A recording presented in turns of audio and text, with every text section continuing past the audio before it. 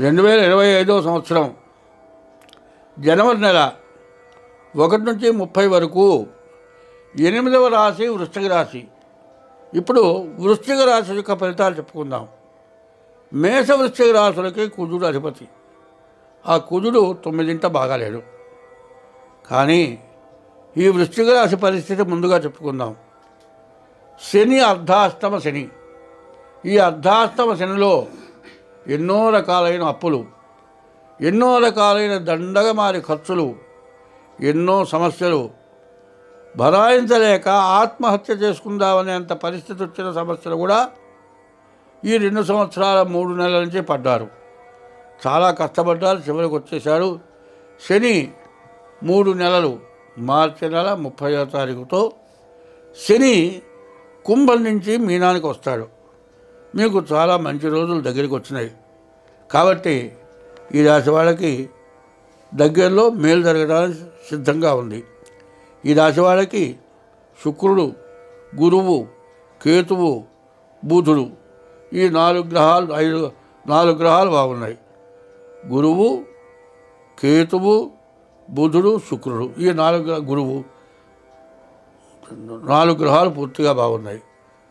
గురువు వల్ల విద్య, ఉద్యోగం వీటికి బాగా ఉపయోగం ఉంటుంది.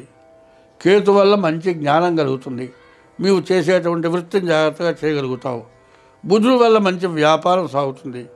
శుక్రుడు వల్ల వివాహాది శుభకార్యాలన్నీ కూడా జరుగుతాయి. ఇది ఏలినాడు శని, అష్టమ శని చివరి భాగం. మొదట్లో కనుక నష్టపెట్టి ఉంటే చివరిలో మీకు లాభం చూపించి పోతాడు శని. కాబట్టి మీకు మంచి సమయం ఆసన్నమైంది. చాలా మంచి టైం వచ్చింది. ఎంతో శుభకార్యాలు, వివాహాలు జరగటానికి కానీ, మీరు నష్టపడ్డది తిరిగి లాభం మొదట్లో అంటే 2 సంవత్సరాల క్రితం ఏదైనా బాగా నష్టం జరిగి ఉంటే మరి శని 4 నుంచి 5కి వచ్చేప్పటికి మంచి మేలు చేస్తాడు. కాబట్టి ఈ రాశి వాళ్ళు చాలా బాగుంది, చాలా మంచి సమయం అని చెప్పాలి. కానీ ఈ 3 నెలలు మాత్రం చాలా జాగ్రత్తగా ఉండాలి.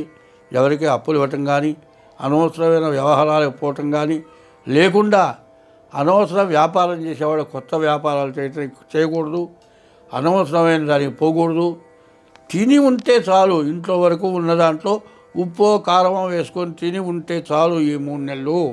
తర్వాత మన రోజులు బాగుంటాయి అనే ఉద్దేశంతో ఈ రాశి వాళ్ళు ఉండటం మంచిది. అదే కాదండి, ఈ 3 నెలల్లో కూడా శని వక్ర స్వభావం కలవాడు. శనిని నమ్మకూడదు. నీవు చేసిన పాపాలని నిన్ను అనుభవింపచేస్తాడు. కొంతమంది ఏం చేస్తారంటే, కొంతమంది కేసులు వచ్చినప్పుడు విన్నారు కాబట్టి చెబుతున్నా. నేను అటువంటి వాడిని కాదు. అటువంటివి జరిగి మరణించిన వాళ్ళు నాడు. కుక్క ఉందండి, దానికి క్యాన్సర్ వస్తుంది. ఇది జనంలో ఉండటానికి వెళ్ళలేదు. అది అంటువ్యాధి. దానికి సెనెట్కి సంబంధించినటువంటి ఇంజెక్షన్ చేస్తే ఆ ఇంజెక్షన్ గుచ్చి ఇంజెక్షన్ ఎక్కే లోపల చచ్చిపోతుంది. కొంతమంది అట్లాంటి నిమిషాల మీద తెలియకుండా ప్రాణం పోయేటువంటి పద్ధతుల్లో జనాల్ని మరణింపజేసిన వాళ్ళు ఉన్నారు. అటువంటి పాపాలు ఉన్నవాళ్ళని శని ఏం చేస్తాడు తెలుసా? నమ్మించి మోసం చేస్తాడు.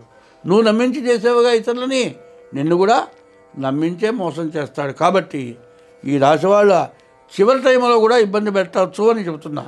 కాబట్టి సర్వ పాపాలకి పరిహారం చేసేవాడు పరమేశ్వరుడు. ఈ పరమేశ్వరుడు ఎటువంటి వాడంటే జటాజూటం కలిగిన వాడు. ఆయన చాలా గొప్పవాడు. మరి గంగని నెత్తి మీద పెట్టుకున్నాడు. ఆ గంగ లేకపోతే మనం పనికిరాము. ఈశ్వరుడిని పూజిస్తే ఐశ్వర్యం ఇస్తాడు. ఆ ఐశ్వర్యం వల్ల ఏమవుతుంది? నీకు మంచి కీర్తి వచ్చే పనులు చేస్తావు. లక్ష్మి వల్ల అహంకారం వస్తుంది. లక్ష్మి చంచలమైంది. లక్ష్మి నిలబడేది కాదు. లక్ష్మి వల్ల వచ్చే ఐశ్వర్యం వెళ్ళిపోతుంది. ఈశ్వరుడు వల్ల వచ్చే ఐశ్వర్యం మంచి మేలు జరుగుతుంది. ఈశ్వరుడు కూడా శనీశ్వరుడు అంటారు, శనేశ్వరుడు అంటారు. ఈశ్వర శబ్దం కలిగిన వాడే శని కూడా. కాబట్టి నీకు మేలు చేస్తాడా, కీడు చేస్తాడా అనేది మీ చేతిలో ఉంది. ఈ రాశి వాళ్ళు ప్రతిరోజు ఈ 3 నెలల్లో శివాలయానికి వెళ్ళి శివ దర్శనం చేసుకోండి. మరి బియ్యపు రవ్వ పంచదార కలిపి చీమలకు వేయండి. ప్రతి సోమవారం కూడా తప్పనిసరిగా ఈశ్వరుడికి మీ గోత్రనామాలతో అభిషేకం చేయించుకోండి. ప్రతిరోజు మారేడు దాలు తీసుకెళ్ళి ఈశ్వరుడికి అభిషేకం చేసే టైంలో దగ్గర ఉండి ఈశ్వరుడికి అభిషేకం అయిన తర్వాత పూజ చేస్తారు. ఆ పూజ చేసేటప్పుడు మీ మారేడు దళాలతో పూజ చేయటానికి మీరు ఉపయోగపడండి. ఈశ్వరుడికి 11 ప్రదక్షిణాలు చేయాలి. తర్వాత నవగ్రహాల గుళ్ళో 9 ప్రదక్షిణాలు చేయాలి. చాలామంది ఏం చేస్తున్నారు, గుళ్ళోకి వెళ్ళి ప్రదక్షిణ చేస్తారు. నవగ్రహాల గుళ్ళో ప్రదక్షిణ చేసిన తర్వాత బయటకు వచ్చి కాళ్ళు కడుక్కుంటున్నారు. అది చాలా తప్పు. గుళ్ళోకి వెళ్ళేటప్పుడు ముందుగా కాళ్ళు కడుక్కొని గుళ్ళోకి వెళ్ళండి. శివాలయంలో ప్రదక్షిణ చేసినా, నవగ్రహాల గుళ్ళో ప్రదక్షిణ చేసినా కాళ్ళు కడుక్కోవడం చాలా తప్పు. మంచివాడు పూజింపగలవాడి దగ్గరికి వెళ్ళి 2 చేతులతో కాళ్ళు పట్టుకొని దండం పెట్టి ఒక్క దెబ్బ దవడ బయలెట్టు కొడితే నీకేమన్నా మేలు జరుగుతుందా? జరగదు.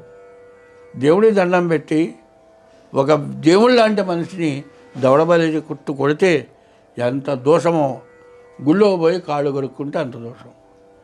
కాళ్ళు ఎప్పుడు కడుక్కుంటావు? పౌరాన్ని చోటికి పోతే కాళ్ళు కడుక్కుంటాం. ఏదైనా తొక్కామనుకుంటే కాళ్ళు కడుక్కుంటాం. అంతేగాని దేవాలయంలో పోయి ప్రదక్షిణం చేసి, నవగ్రహాల గుళ్ళో ప్రదక్షిణం చేసి తర్వాత కాళ్ళు కడుక్కోకూడదు. అదే కాదండి, ఇంటికి వెళ్ళిన తర్వాత కూడా వెంటనే కాళ్ళు కడుక్కోకూడదు. కొంచెంసేపు కూర్చోవాలి. దేవాలయంలో ప్రదక్షిణం అయిన తర్వాత కొంచెంసేపు కూర్చొని నీ ఇష్ట దైవాన్ని కొంచెంసేపు స్మరించాలి. ఇంటికి వెళ్ళిన తర్వాత కూడా ఒక 5 నిమిషాలైనా నీ ఇష్ట దైవాన్ని స్మరించాలి. అంతేగాని 100కి 99 మంది నవగ్రహాల గుళ్ళోకి వెళ్ళి కాళ్ళు కడుక్కుంటున్నారు. దానివల్ల మీకు మంచి జరగదు, మీకు నష్టం జరుగుతుంది. ఇది బాగా తెలుసుకోండి. అంతా కాళ్ళు కడుక్కుంటే నేనెందుకు మానుకోవాలని నే గుళ్ళో కూర్చొని కాళ్ళు కడుక్కోకూడదంటే నా వెనక పక్కగా వెళ్ళి కాళ్ళు కడుక్కున్న వాళ్ళు చాలామంది ఉన్నారు.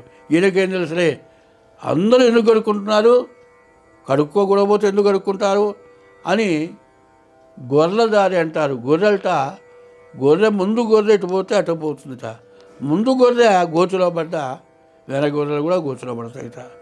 ఇది ధర్మం అధర్మం. శాస్త్రం అనేది ఎవరు పుట్టించింది కాదు, ఎవరు సృష్టించింది కాదు. కాబట్టి దీన్ని నమ్మాలి. హస్త సాముద్రికలో ఈ చేతిలో 9 గ్రహాలు కూడా ఉన్నాయి. 9 గ్రహస్థానాలు ఉన్నాయి. వాటిని ఏమన్నా తీసేసుకుందామా? ఈ సూర్యుడు శని కూడా ఉన్నాడు. అందుకోసం శని స్థానాల్లో మధ్యవేలు శనివేలు, మధ్యవేలు కింద భాగం శని భాగం. మధ్యవేలును ఆ మధ్య కింద ఉన్న శనిని కత్తిపెట్టి కోసేసి తీసేస్తావా? కాదు. గ్రహాలన్నీ బాగుంటాయి. గ్రహాలు అనే పదానికి గ్రహానికి ముందుగా పెట్టండి. అనుగ్రహం అవుతుంది. గ్రహం అనుగ్రహం అవుతుంది. గృహం అంటే ఏంటి? గా రాసి ఉత్సవిస్తాం, గా కొమ్మిచ్చి ఉత్సవం. అది గ్రహము. ఆ గ్రహం ఏమవుతుంది? ఆడ మనిషిని, భార్య గృహిణి. ఆ గ్రహం బాగుంటే నీ అనుగ్రహం రావడానికి నీ గృహిణి బాగుంటుంది. కాబట్టి ఎప్పుడైనా సరే ఈ చెప్పింది ఆచరించండి. మీకు అన్ని విధాలా బాగుంటుంది. స్వస్తి.